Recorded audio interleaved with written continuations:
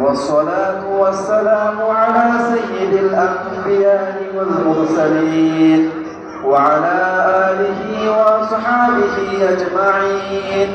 أما بعد، فإن أصدق الحديث كتاب الله، وأحسن الهدي هدي محمد صلى الله عليه وسلم، وخير الأمور عواسمها، وشر الأمور محدثاتها، وكل محدثة بدعة، وكل بدعة ضلالة، وكل ضلالة في النار.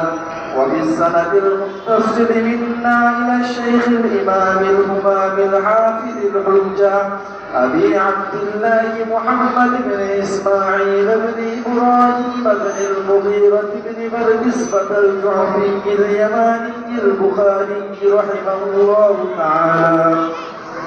اللهم انفعنا بعلومه وعلومهم أجمعين، آمين يا رب العالمين.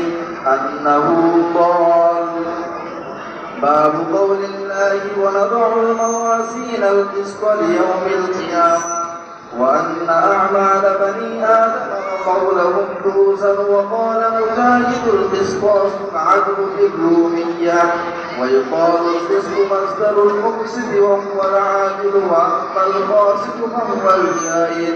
وبه قال حدثنا أحمد بن أشكاب قال حدثنا محمد بن خزير عن عمارة بن القعقاع عن أبي زرعة عن